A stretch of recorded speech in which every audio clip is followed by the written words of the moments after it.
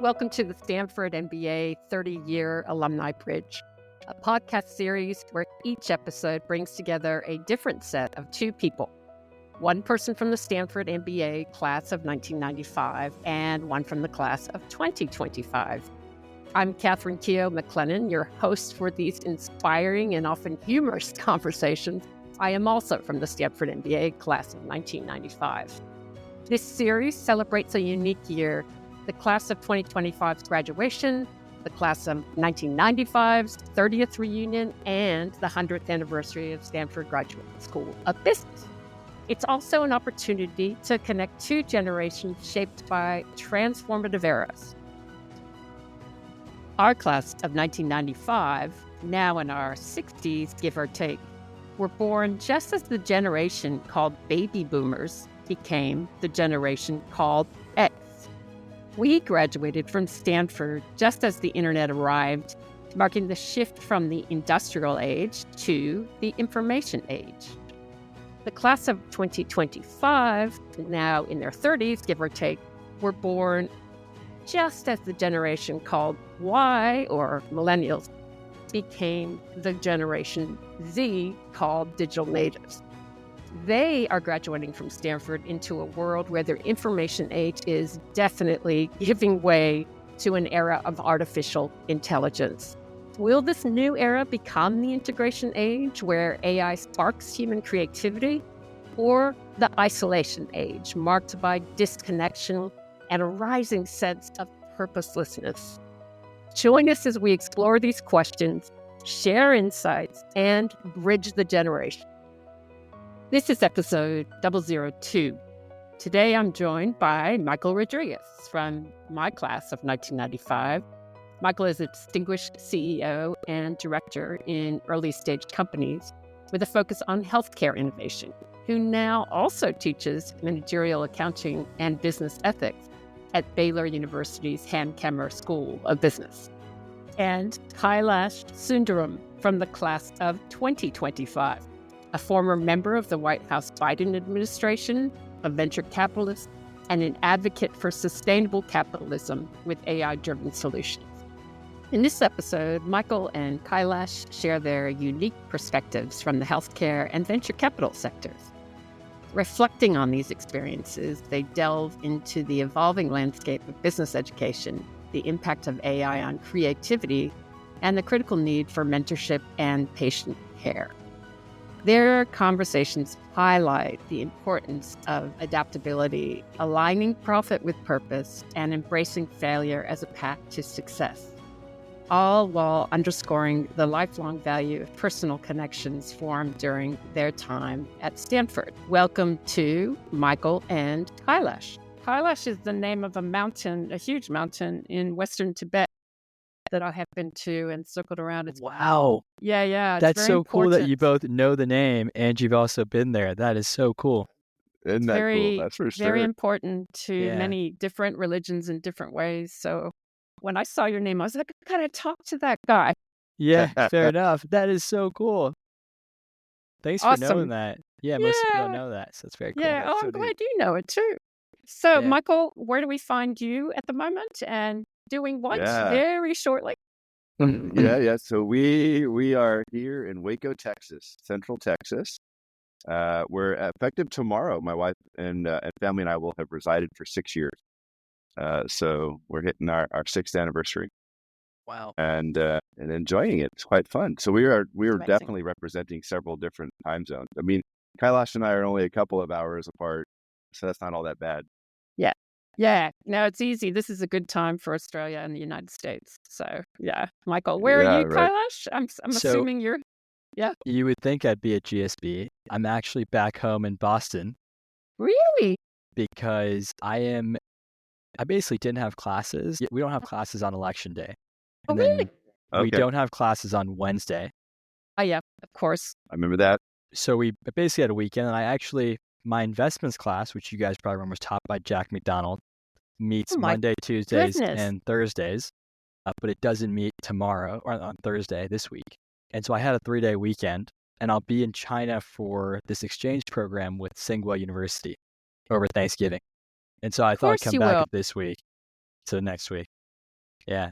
That's great. So that's amazing, Kailash. I can't believe Jack McDonald is still teaching. My God. So unfortunately, Like, that's fantastic. He passed away in 2018. Okay. But the class is still taught by a guy named class. John Hurley, who was class of 93 at Stanford Oh, GSB. how cool is that? Yeah. Yeah. Well, I was going to also say a good friend of mine from class of 94 is a professor there now, Rob Siegel. Yes, that's fit. Yes. And I've actually had Rob in class.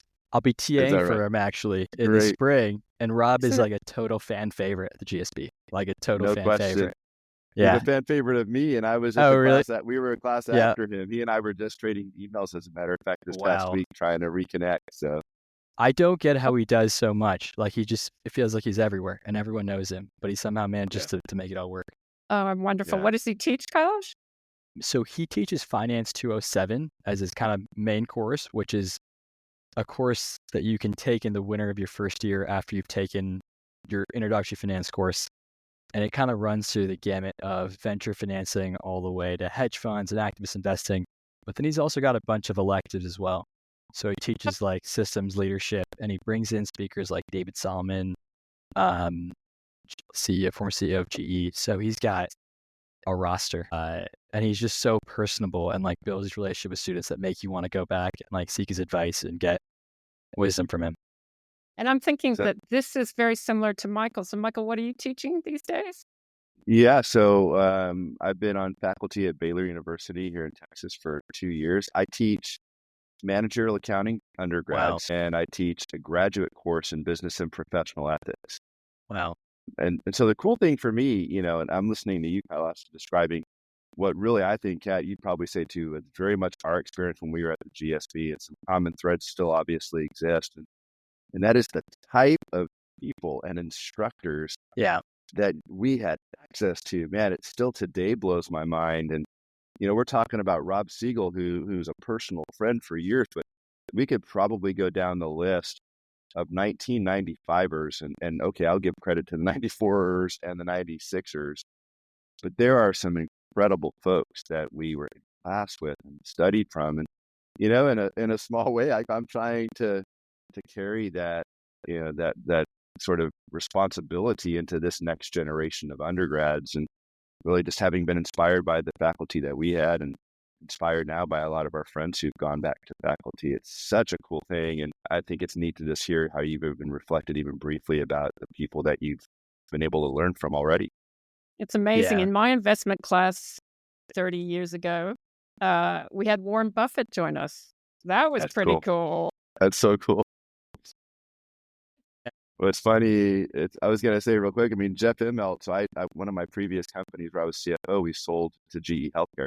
Wow. I love it. And there you go. And Immelt was, the CEO at that time, and he was sort of the deal sponsor for our particular transaction, which was very unusual. So I had the opportunity to have dinner with him in the corporate dining room, and it was kind of like meeting, a president of a country or a dignitary from a country, because you had the proper order in which people came into the room, and Jeff was last, and he had at least one soundbite on all of us and knew how to engage with us personally. Yeah, I love it. So Kailash, you're right in the midst of it. You're graduating next year.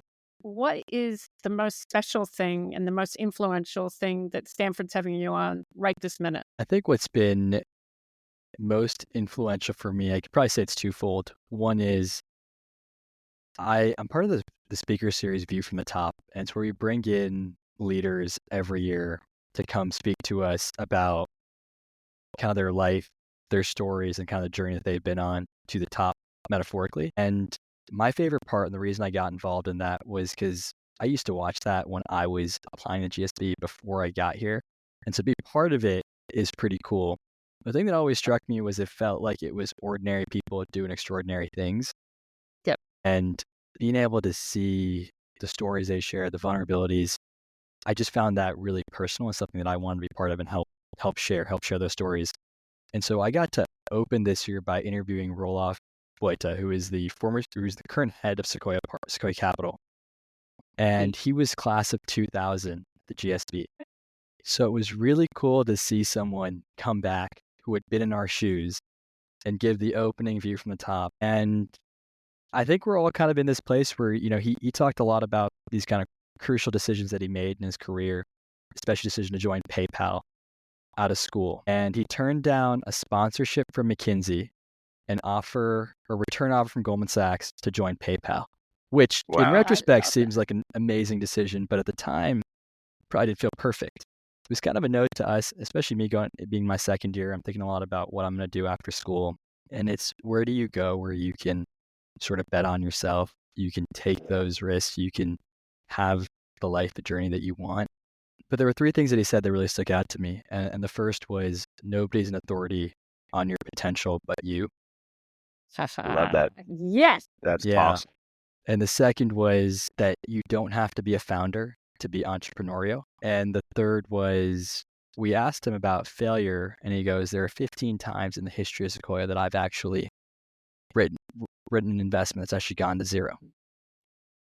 Wow. And that was pretty cool to hear that, this guy that is presumably at the top of his game has dealt with his own fair share of struggles and questions about the world he's in, the business he's in. And so, I don't know, I found that inspiring. I find talking to him was really inspiring, as well as the journey that we're going to be on. And so that's what's kind of got me really thinking about what the future looks like. Michael, cast your mind back to 1995, comparing what you are now. I mean, can you remember the excitement or the trepidation that you were graduating with? Well, I mean, it was a little bit of both. I think when I think back, there's a lot of what you just said, Kailash, that really resonated. I mean, as I reflect back now, it was certainly, I don't know about trepidation, because I think we all kind of felt like, okay, we're just going to launch into the world. We're all starting from square one, and our journey is just being written, day by day from hereafter. What I came away with out of there was, man, we were all just people. We were all just people, and we had dreams. And what I loved about being there, and I still love about it, even reflecting now, and I still try to engage with a lot of our classmates. I mean, Cap's I've reached out to her. I've reached out to 4 others from our class and the class after us recently, because I'm teaching in Sydney this upcoming summer. Wow. But that's the thing, right? We all started there and we got through it, but now we have this amalgamation of all of us who are just people who just try to leave a life behind us that is worthy of being called legacy. And there was so much about us that was so different, and so much more about us that was so common. Yeah. And exploring that was extraordinary. 54 of us in our class. And, I really strove during the time that we were there for our 2 years, try to go to coffee with as many of our classmates as I could, or to spend some degree of concentrated time one-on-one with everybody, because there was something special in every single one of them. Save for me, I know for a fact I'm the admissions mistake from Michael. But it was extraordinary, because here you are talking to the head of Sequoia, who back in 2000 was just another one of us going and launching into the world, yet to understand exactly the impact that he's going to have. And now I think about the magnitude of impact that our class alone had, and the successive classes since then. It's extraordinary. I don't even know if it's calculable. What's interesting about the kind of wisdom exchange, I think that's really important, that we do not just here, but I mean in society in general, is if we let me give you a technological interesting thing. When we graduated in 95, we didn't have internet. We had Mosaic crawling through the web, and Netscape went public in 90. And so our class had a technology club, of which I was not involved. Nor I, for that matter. There was no idea, except for a few brave people, that really went out. Now, Kailash, your class is going into a maybe similarly weird, at least technological, actually also social, economic. What's your take on how you guys lead best? And Kailash, what are you looking at? What are you looking at? Yeah, it's so funny you say that, because I had that same thought, where you guys went in to the world of the internet, and we're going into the world of the AI. And you can think about sort of 93, 94, where it the internet really started emerging. And you can think about the same thing here, where in 22, 23, you're seeing AI start to emerge, but now it's really accelerating. And I think the next couple of years, especially, and I'm sure our lives moving forward, but will be defined by AI. And in some ways, that feels like a really amazing time because you've seen what's happened with your class and the classes in kind of that time period. And we have that opportunity to participate, hopefully, in that gold rush. But at the same time, it's really nerve-wracking because you don't know what jobs look like. You don't know where careers will take you. You don't know how technology is going to impact your life. And so I think in some ways there feels, every time you have a speaker come to class, they talk about there being more of a dispersion in outcomes, where there are some people who are going to benefit tremendously from this and others who might get left behind. And so there's a little bit of a feeling of, I'll be honest, I feel a little bit more of excitement, but also some of that anxiety that you sort of touched on with the word trepidation, where it's, what is this going to look like? Like, we don't know. You talk to older GSB classes, like Michael, you mentioned, there's so much that you guys have created and done. And that's the hope I have. I think we all want that. But it is kind of anxiety inducing. It is a little bit like both exciting and anxiety provoking to think about the world we're headed into. It's interesting because you use the word creation.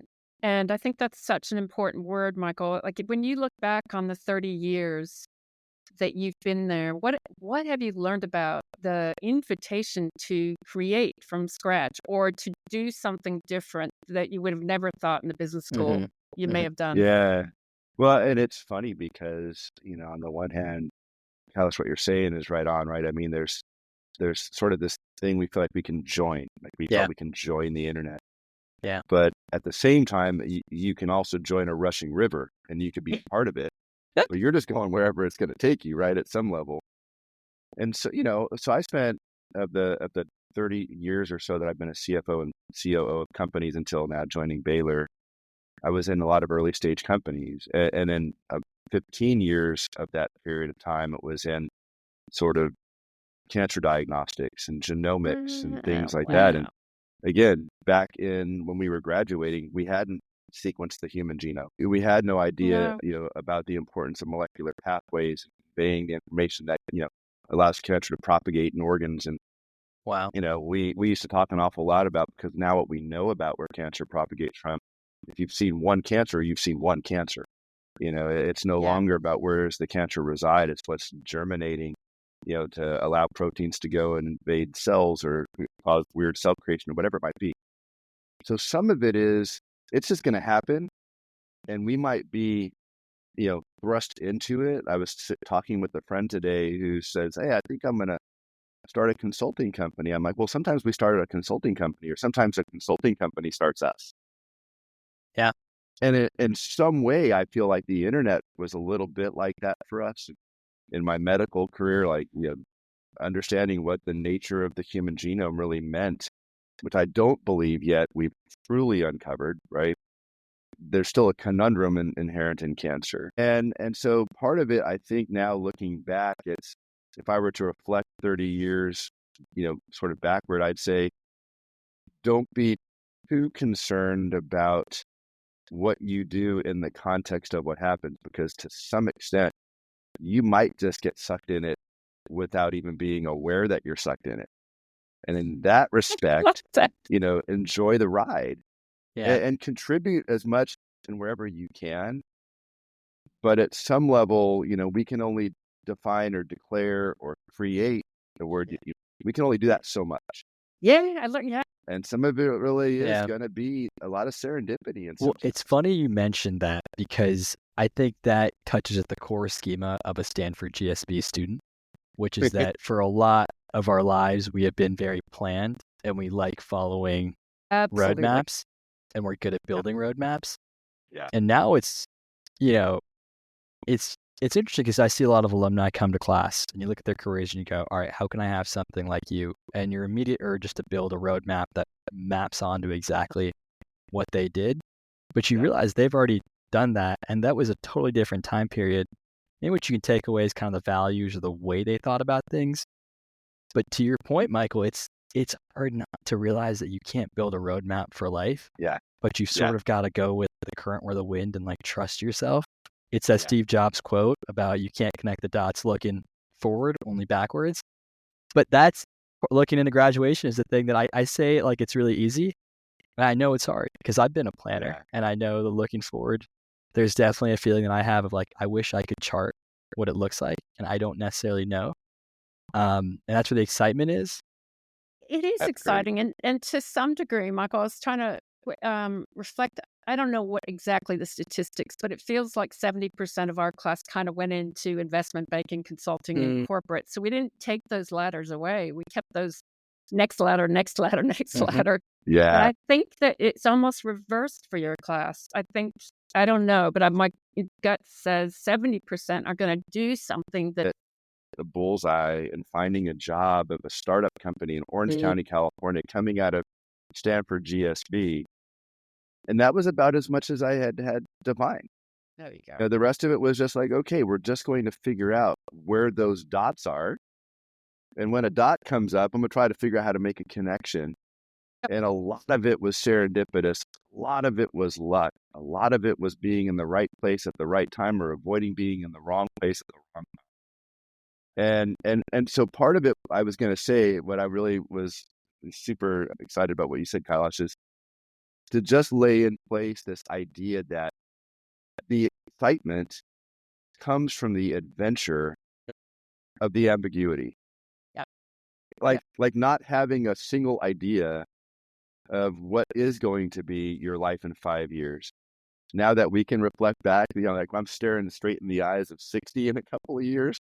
Like my biggest thing is, it's what makes life amazing. Yeah. Because now you're going to get to see it unfold little by little. And yes, we all, right? We're all type A. We all want to plan it. We want to control it. We want to define it. But I think that the glory comes from not being able to control it, not being able to plan it, not being able to define it until it then reveals itself to us. And it's like, oh, this was way better than I ever would have thought it could be. That's the cool thing. I love that. So I don't know. It's easy to say now, obviously, and maybe in about 30 years we'll have another chat. I'm still around. Well, okay. So let me cast your mind, because without going into who won the election, I whatever, because I don't want to get into those politics, but I do want to talk about the socioeconomic sort of environment that's going to affect the way we lead. Now, Michael, back in, I think it was Clinton, I only use that name to kind of get us back to what it was like. And, it was interesting because healthcare, of course, figured, and that was is still an important thing. So when your class talks about any aspect of the world, Kailash, I don't care if it's political, economic, social, technological, what's on their mind? What have you guys started to say we've got to, but they don't really even know what it looks like? And 30% are going to go back on those ladders. So I don't know if that's true, but Michael, did you go on a ladder when you left? What was the thing that you were doing? So an old friend of mine, one of my former CEOs, coined a phrase that I still use to this day, and it's experience is what you get when you wanted something else. I mean, so I had like this sort of very, very broadly diffused vision, if you want to even call it that, right? And there's sometimes it's vision, sometimes it's hallucination. I can't tell which. But, I knew my goal was like, okay, I know that I want to help lead early stage companies. Because I had come from an accounting background, I did 4 years in public accounting, Kailash, before I went to the GSB. So I'm like, okay, the most logical path for me is probably as a CFO. So, okay, I want to become a CFO. And I had defined in that point either of a technology company, because it was just obviously emerging and there was so much beginning to happen, or in healthcare, because if I'm really going to have some degree of impact in the world, wow, what good places could I otherwise choose? And then for my wife and I were getting married just 3 months after we graduated in 95. We're like, okay, we can go anywhere in the world we want to go. Where do we want to go? And we chose Orange County, California, where I grew up. And it was because that's where we had family, right? We figured we're going to have children at some point. And so it was, I was literally shooting from about 1,000 yards trying to hit. That's a great question. You don't have the answer. I think, like Michael said, I think that's why I preface it with, that's a great question. That's how you preface every answer course, to a video. Of course. I find what I find really special about the GSB is that essay question, what matters to you and why? And it's because every student that I met, every one of my classmates has something that like stokes a fire in them, a problem they want to solve, a thing they want to create. And I find that GSB is really good at picking people who have some sort of mission that they care about, pushing towards. Like I heard that in Michael, where Michael was talking about the human genome. It seemed like that was a mission that he'd made, a central mission to his career. And I think all of us are trying to figure out what that is. I find our class to be really compelled by the world's big problems. I think we're thinking a lot about the climate. We have a joint degree with a new Dover school that's really popular. Fantastic. And I think people care a lot about making sure this planet's alive for the next generation. I know we're thinking a lot about healthcare. We feel really burdened by the high healthcare costs and the fact that there's so much health inequity. And we're thinking a lot about AI and how we can use that to tackle some of these problems. Yeah. What's your thing, Kailash? Do you remember what you wrote and what's your passion? Yeah. I wrote my essay about sustainable capitalism. So I wrote my college thesis on the opioid crisis.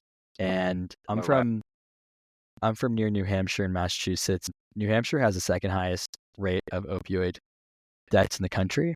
And so because of that, it was something that I felt was really personal to me and something I really wanted to write my thesis on. And in that process, I learned a lot about Purdue Pharma. And Purdue Pharma, if you think about it in a business school way, is actually a great business. And I don't want to sound crass, but it's like they have recurring revenue.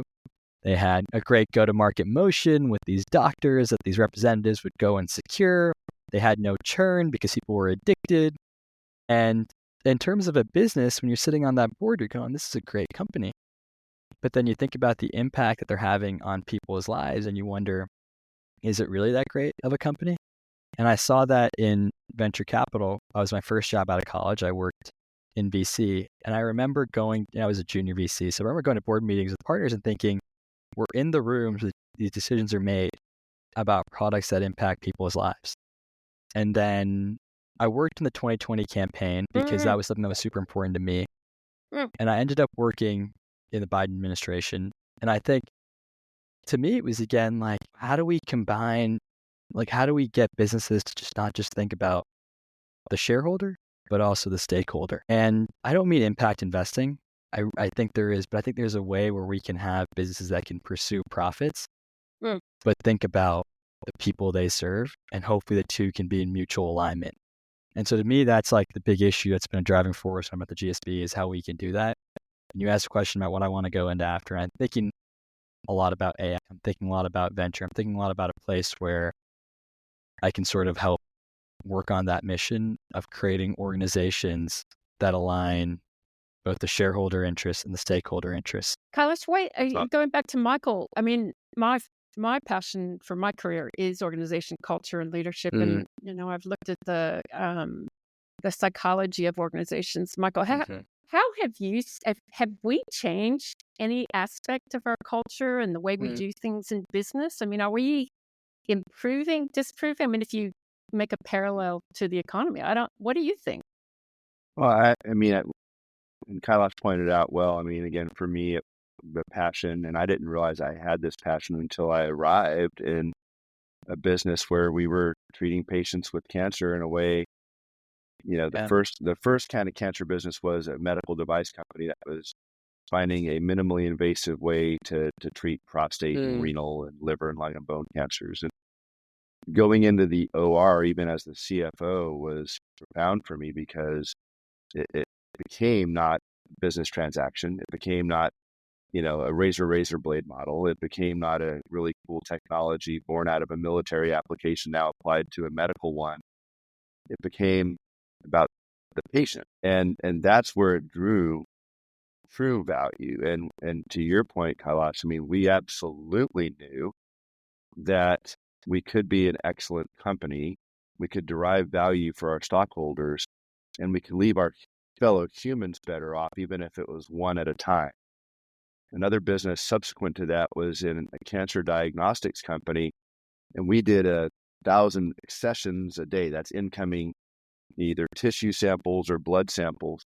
And we changed the nomenclature, not samples, but it was patients. Those were patients. Love that. And so we wanted to treat every one of them pristinely. We wanted to make sure we got all the information that we could get. We wanted to result out tests rather than having, not enough sample to work with. So perhaps a little roundly stated, I think we have had an impact in that we've taken what has sucked us into this rushing river, but we've looked for ways in the small manner in which I can have a contribution. I've tried to have that contribution. And now in this stage of my life, I've flipped that to now investing in this next generation. The next generation of college students, right? Now I'm going to hand off a baton. Kailash, we might be handing it to you. We might be handing it off to now some younger folks in your generation. But I take that incredibly seriously and with an extraordinary degree of honor. Like every one of my students, I joke around with them all the time. But I'm like, I love all my students equally. But every one of them learns differently. Every one of them's got different goals. Every one of them comes from different families of origin. Every one of them has different perspectives on our world and objectives on what they want to do to be the next ones who impact our world. And so I think if I look across our class, I can't imagine a single person, at least that I recall, that took it with any degree less sobriety than what you just expressed, Kailash, that we all do know while our part might be small, collectively, it might be able to be enormous. Or if I can impact one life, who then chooses to impact another life, and in turn another, that just sort of replication of this geometric growth. So I think that is the unique thing about the GSB. And the unique thing about the unique thing is its ability to have cultivated that so strongly in the class of 95 and to continue to be doing it in the class of 2020. Yeah. It's just as hardcore in our innate nature and who we are.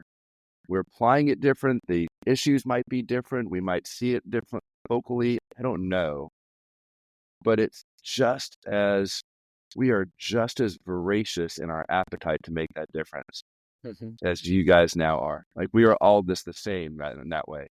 And despite all the golf lessons that some of us took during Stanford, we are not going to retire. And I haven't met anyone that's going to be retiring on the golf course without anything to do. Not at all. It's fascinating that you actually took a job with the Biden administration and you're looking at venture capital. And I'm not sure, Michael might be able to correct me, if we saw any of our classmates bring those two together. And, indeed, Silicon Valley was seeded by the government. There's no way that Silicon Valley would not have existed had DARPA not seeded it and HP came along. So what's your take? I found it interesting, the federal government and the VC connection. I think the big thing the way I connect that is, it's pretty interesting. Basically, the way what happened was I worked in venture in Detroit. So I graduated college and I really wanted to be, I felt like I grew up on the coast, grew up in California until I was 13, then I moved to Boston. That's where I'd been till I was graduating college. And I remember thinking there was so much technology on the coast, but there's not much in middle America. And I felt that was a big part of the inequality we were seeing. Okay. And so while most of my friends moved to San Francisco or New York, I took a job in Detroit with a guy named Dan Gilbert, who founded Quicken Loans, or now Rocket Mortgage. Absolutely. Of course. Yeah. And so I worked for his family office in Detroit. And that was a fascinating experience to kind of be in middle America, figuring out like what technology is being built there and how we can hopefully revitalize and reduce that inequality. But in the back of my head, I always wanted to work on the 2020 campaign because I had been in college when Donald Trump was first elected. And so to me, it was something like super important to be part of. At the time, I felt like an effort to preserve democracy. And so I ended up volunteering on the Biden campaign in Iowa when I was in Detroit. In Iowa? Wow. That was, then COVID hit. And so I was like a precinct captain in Iowa, knocking on doors, making sure people got out to vote. And then COVID hit and I wasn't sure how to volunteer. And so I reached out cold to the legal counsel because I knew they were getting busy. And I was like, hey, I want to help. Like, can I volunteer? And in that process of like setting up, me helping volunteer, she asked if I wanted to come on full time to the campaign about 100 days before election day to kind of manage the operations behind the legal team because they were getting so busy. And so it was pretty serendipitous how my kind of government story got started because I'd always planned to be in venture and tech. It's politics, something I care a lot about and I felt was really important, but not something I planned to do. But I just felt at that time it was so important for me to do. And so I took a leave of absence from my job in venture. I went to go work on the Biden campaign. And then things happened where the transition happened, but the legal team was still pretty busy with January 6th and so forth. My boss got named White House counsel. And so I followed her in to the White House counsel's office. And that led to me eventually working there on judicial nominations. And then I was a speechwriter for Mitch Landrieu, the National Economic Council. He worked on infrastructure implementation. And so it's kind of a interesting journey where I didn't really plan to go into government to the point about making plans and like not, what do they say? Plans break at first contact. And I didn't exactly expect to do that.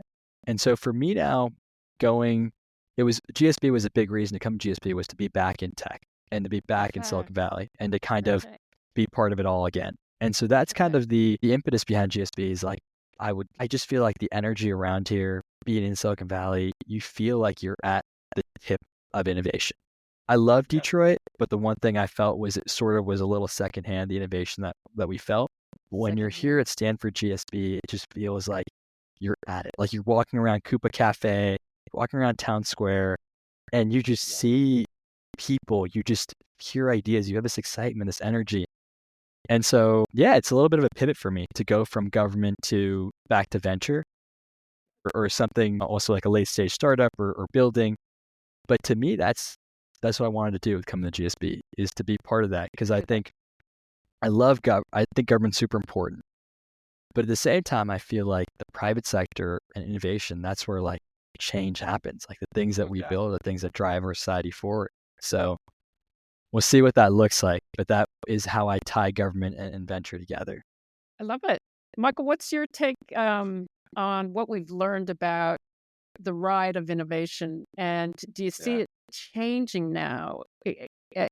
How it's funded, how it's exciting, how it's growing? We don't know how AI is. So what do you think? It is really interesting. I mean, it resonates so well with what you said, Kailash, because that's exactly why I went to the GSB at that time as well. Like, because I knew where I wanted to land in terms of the phase or, the structure of company. And in those two arenas, I'm like, I can go other places. I can go to some of the other great schools in the United States. But if I want to be where it's all going to start from, I need to be at the GSB. You know what? I think what's awesome, and I think what we've all probably learned is the pace of change. It probably feels to us like it's as fast as it's ever been. I suspect if we went back to maybe the mid 19th century, when things like telegraph and telephone and photography or whatever, we might be like, "Wow, this is mind blowing." Yeah. At the same time, I think what we're seeing is that it changes rapidly. In some ways, the utilization of what the changes are, it's still not totally understood or determined. Like even I think what we thought the internet was going to be was not at all what it became and the manner in which we use it. Like right now, without the internet, we're not looking at one another and recording this conversation on two different continents and 3 time zones, right? And so that's a sort of a cutesy way of applying it. When I think of artificial intelligence, so I also do some work for a very nascent local venture capital firm here in Waco that has kind of tentacles throughout Texas.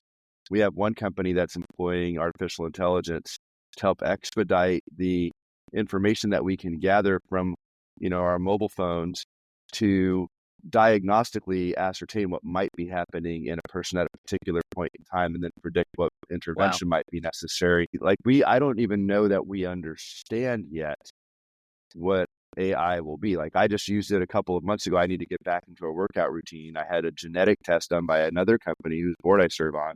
Wow. And it tells me, hey, you should do your workouts this way. I fed it into Copilot. I said, can you make me a workout 3 days a week, 1 hour, different, muscle groups? Blam. Within, 3 seconds, I had my workout and off I go, right? Yeah. That's not even close. Like I think back to my days at a company called Clariant, which is the company that GE Healthcare bought. And our objective was to democratize information that otherwise only at that time resided at academic centers. And we wanted to send it into the community, to rural communities in particular.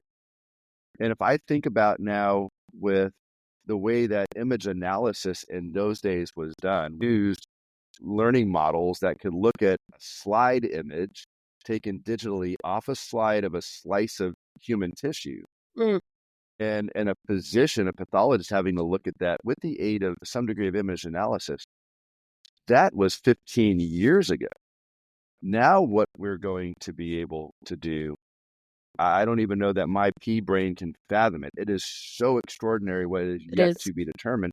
And that is a minor precursor to what it will be 15 years hence. And so I just think what we have learned is that there is so much advancement that we have at the cusp of being able to develop. I concur with you, Kailash. I think it has to happen in the private sector. I think there are ways that the federal government can facilitate. One of the ways that I've been working most recently is facilitating the tech transfer process out of universities like Baylor or Texas A&M or even Abilene Christian University up in Abilene, Texas. How do you then allow them to have a mechanism to commercialize these discoveries and then allow them to free form go out and figure out what those can become? And again, it's going to be kind of like, the speaker from Sequoia, where you're going to have 99 fail in one hit. Yeah. That's the model. Yeah. And that's what then gets to serve the next generation. That's what gets to serve fellow humans with that one advancement out of 100 that is the game changer. And so I think that that's, when we play this stuff out, that's what becomes most meaningful. But it requires failure in order to have success. If you're going to have any chance of success, you have to take the chance of failing. Yeah. And it's funny you say that. Yeah, I was going to say, but I think of all these internet companies that existed in 95 that nobody in your stage of life has heard of because has even heard of. They're gone. Just nothing. What's a small startup, though, that I think had 300 people in the Valley? It was called Cisco. Right. Kailash, you were going to say something. Yeah, I mean, I think it's so cool that you talk about this idea of failure being almost a precondition for success. We had a speaker come to class, and she's about 2 years out of business school building a company. And I think the big question was, how do you feel so comfortable putting all your eggs in one basket, right? I mean, she's just doing everything to build this company out of school. She's in debt. She doesn't have much to fall back on. And she's like, well, I actually don't think about my life as one company. I think about it as a venture portfolio in the sense of I'm going to go really hard at this company, and I'll know in 2.5 years if it's working or not. And if it's not, I'll go on to the next thing. And if I think about the 25 years after I graduated from GSB, I basically got 10 bites of the apple. And so at some point, one of them is going to really take off. You're going to see that power law work with one of them. And that's all it takes. And so in some ways like that drive, and it speaks right to what you're saying, where it is, we have to be comfortable with failure. And that's one thing I'm working on, a lot of my classmates are working on, is being comfortable with the journey ahead not looking perfect. Because it's to your point, the ambiguity is where the adventure is, and sometimes you stumble on things that you don't even know you stumble on. Yeah. I think that's the beautiful aspect of this, right? I mean, I remember one of our classes way back, we studied this company begun in the garage, and there was a trio of people, as I recollect, 2 guys and a gal, and they couldn't, totally define what they wanted to do, and they just knew that they wanted to be, great as engineers. I remember our reactions as a collective, most particularly mine, was, oh, this is going to fail. If you don't have a clear direction of what you're going to do, if you don't have a defined product, if you don't even know your roles, this is ridiculous. Yeah. Hewlett-Packard now has been around for 100 years, whatever it's been. So that is, I think there's an aspect to being willing to not only embrace failure, but being willing to be the only one that believes when everybody else is questioning. Yeah. Now, I also happen to teach a case in my grad ethics class on a company called Theranos, and Elizabeth Holmes, former Stanford student, not a grad, but a student. And so, we talk a lot about kind of how she formed her view on what was possible. Of course, she would have had to literally break the laws of physics. So there again comes a time when we have to still be governed by reality. But then there's the belief that we can actually create reality like Steve Jobs did in so many of Apple's products. Yeah. We just didn't know we needed the things that he was developing. Yeah. And that's the most exciting thing about your class, Kailash. Like, we'll still create, and, we could call this the age of creativity. I'm fascinated by what AI can do for our creativity. I actually feel more creative having ChatGPT by my side than I've ever felt before. Yeah. So what's the most exciting application you guys have seen about AI that your classmates, Kailash, are kind of getting excited about? What's the Well, I think one is it helps us get our homework done faster. So that's great. I'm noting this as a professor just to make sure. Right. Well, it's funny because this year last year, I don't know if AI was allowed in every class. It was allowed in some. But this year, ChatGPT is totally A-OK in every single class at Stanford GSB.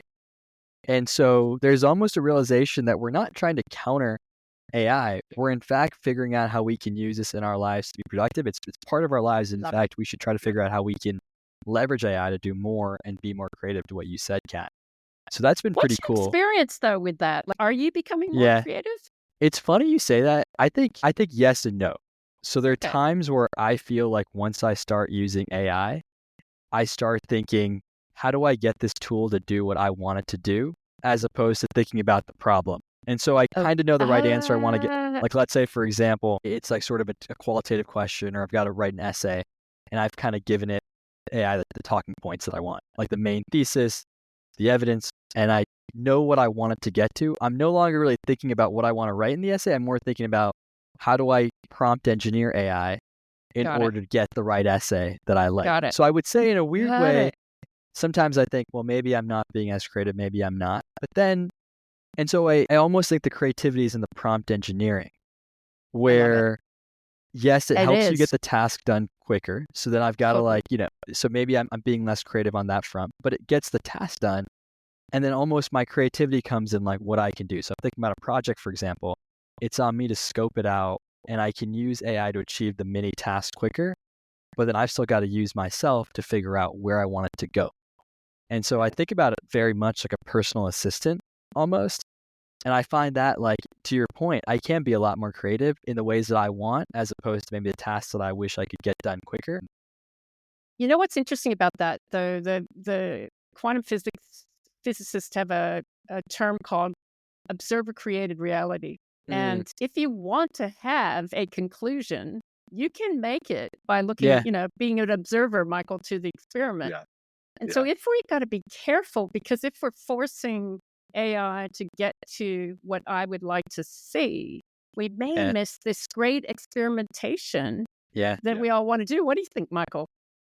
Well, I use it in different contexts. So I just had, we use Copilot, not so sure I love it, but it's certainly a good tool. So I just said this past term when I was teaching my grad class, I said, I want to do something different than I'd done in the previous couple of terms. And so I asked it to create a simulation of a financially related ethical scenario that was significantly ambiguous, high stakes, personal to the students. So I came in and I had to do the same thing like you were saying, Kailash. I had to go through and make sure that I really created a prompt that was getting kind of what I wanted. I had to go back a couple of times to clarify.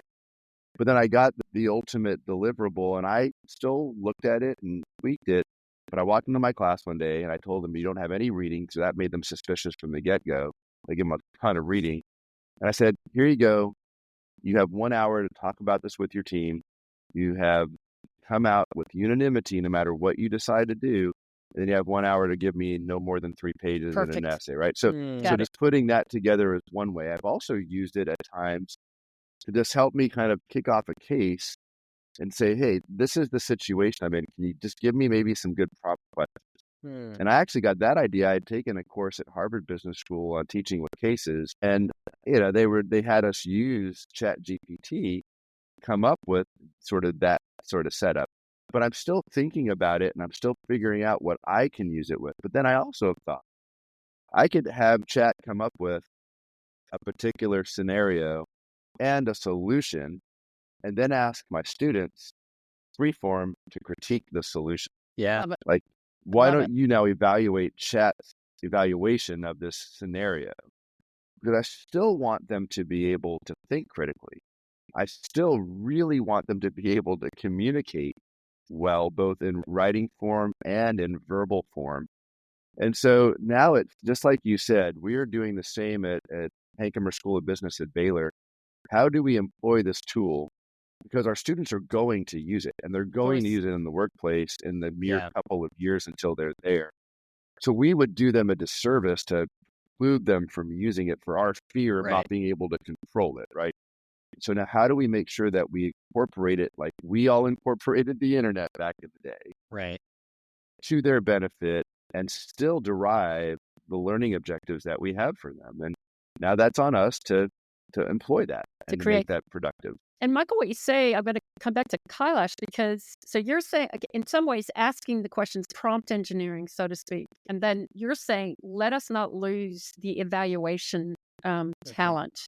And so if I take that back to the venture capital world that you're going to go in, you're going to be evaluating. And my gut would still like to say that there is a very human skill, 100%, capability that ChatGPT is not going to be able to evaluate. What you're going to invest in, for example. What do you think?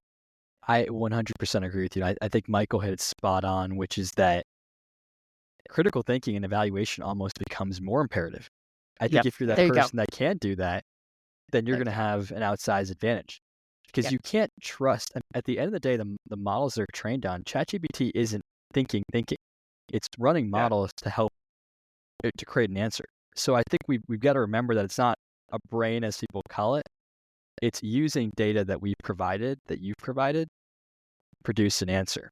And so really, to your exact point, Kat, I think in our day and age, getting tasks done is going to be a lot easier, hopefully. But that means that our ability to critically think, our ability to evaluate is going to be most more important, because everyone can do the basic. So everyone's going to be able to process a lot of data, to do the diligence quickly for a deal, to be able to write investment memos.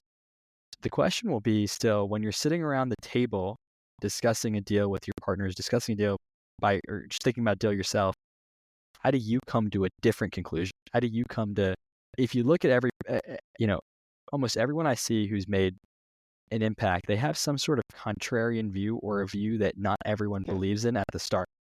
And so ChatGPT by default is giving you what it's indexed as the best answer for. Absolutely. And so if you're just going to trust the model to tell you what's right, and everyone's using the same data, you're not going to generate alpha.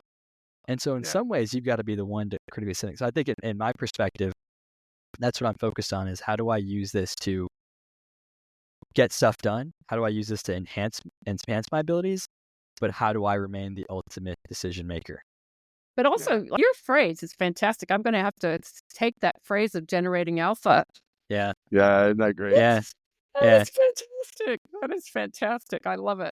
How do we, like I see, we're getting, you're coming to 60, I'm coming to 60. Okay, 3 years, about 3 years. The perspectives that have changed since we were 28, 29, whatever. Yeah. Wait, if you had to name the number one, let's say, personal perspective, we've talked a lot about the ladders and the being there and da-da-da-da-da. What's changed about life perspective? That's such an awesome question. I when I think about how I thought in those days, I think it kind of harkens back to what we were saying a little bit earlier. And I don't know exactly how to articulate it, but I'll attempt it this way: that everything that I thought was important then, I don't know that it really was as important then as I thought it. I don't know that I was as important as I thought I was. I don't know that what happened in that particular day mattered as much as I thought it was going to matter, right? We make everything so much bigger. And I kind of joke around with our kids. Our kids are, like I said, 26 and 20, almost 20. And I'm like, well, yeah, one day in your life is like half of a day in the context of my life. Yeah, there you go. Right. And I also talk a lot about, if I look at every day of the past 57 and a half years of my life preceding, it's a snap of a finger. Snap. In my memory, in my ability to Truly. relate to every one of those days and minutes and seconds. But tomorrow feels like it's forever from now. Yeah, there you go. And so I look at that and I just say, what it allows me to do is to, I think, take things more at ease, at a different pace, with a different sort of recognition about the impact that it might have. Like, tomorrow might start off cruddy. Okay, give it an hour, it might be better. I don't know. I think when I think about it back then, everything felt so much bigger and more important, including me, and including me. And I think now, maybe it's as we get to nearer to the end of our days, I really do think it becomes a lot more about others than it was then. I'm not saying that I or any of us were like fundamentally selfish. I'm not trying to suggest that, but I think it's just become more about how do I, in every individual engagement that I have, and I'm here in Central Texas, man, so we talk to people at the checkout counter at the grocery store, right? We have a conversation like we were cousins from just down the street. I love it. But how do I leave that person feeling better today than they might have felt before? Maybe I'm the one person that person is going to hear, have a great day, or really, really wonder when I ask, how are you, how they really are. And again, I'm not suggesting that we were just a bunch of selfish, sort of, I don't know, overly capitalistic goons back in the day. But I just think, your focus and your understanding of the world around you changes over time. And sure I does. really value that. And I think it's not despite the GSP. I really do think it's in a large part because of it. So I'm going to I'm bringing it to an end now. Kailash, what do you need from our generation? Because you guys are really striking out now. And we are putting great hope in what we've left you. Yeah, no, I'm not sure we've left you for that. But Sorry for the mess. We'd have an additional. Sorry for the mess. See ya. If our legacy was like an Airbnb, there'd be an additional cleaning fee. That's right. What do you wish for? What could we do most for your generation, do you think? In one or two words, Orlando? I think it's perspective. I think Michael just offered it, which is, it's funny because he was talking about like everything seeming really big, and I'm like, that's how it feels with the GSP. Every day it's like, you feel every interaction's important, every class is important, and it all is, but you blow it up in your mind. And I think when you speak to folks who have seen more life, they show you that there's like that perspective of it doesn't matter as much as you think it does, but then also to focus on the big picture items, like less on the granular. Like you obviously want to be detail oriented, but almost focus on the big things you want out of life as opposed to kind of the day to day. And they kind of help you see the forest from the trees. So I think that would be that would be helpful from your generation, is that kind of guidance and mentorship. I think a lot of us, the one thing I think a lot of us feel is we're so connected in today's day and age, but I'm still looking for mentors and for guidance and wisdom and people who can help me see where I'm going, can serve as guides. And so your generation's ability to kind of be a guide to us, to mentor, and I don't think we're always going to ask for it because we're that generation that probably won't, and we think we can do it ourselves. But to be there to lend a helping hand when we stumble, would be awesome. That's so neat, man. I would tell you this, man. That's an honor for us to hear. Look, for just the sake of this conversation, count me as someone available to you. Count me as someone available to your classmates. I think Kat would say the same, and so would others. The true jewel of the GSB is multifold. Clearly the education, clearly the brand, and clearly whatever delivers the education and the faculty and everything else. When I look back, what I most treasure is 353 other world changers. Every one of them.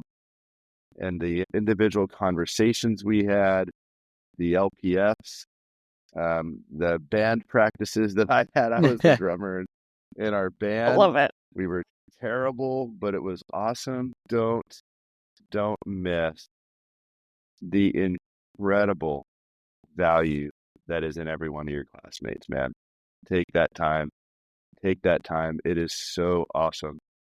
And it is a lifetime of payback that you get from that. Honestly, I mean, I'm going to see a bunch of my classmates in Australia next summer. I went to Paris 20 years ago, and one of our classmates, Francois Josselin, back in those days, even I emailed him. We had dinner in Paris. Like, we reached out to each other because we took the time to make that connection. It wasn't just about the class. It wasn't just about the case. It wasn't just about the paper. It was about the people. Man, my cup runneth over, dude. My cup runneth over big time. What a great place to end. For more insights and information, visit my website at katherinemclennan.com. That's KATHARINEMCLENNAN.com. Don't forget to subscribe to this series so you know when the next episode will be, as we continue exchanging wisdom, connecting past, present, and future through the perspectives of Stanford MBA graduates of 1995 and 2025.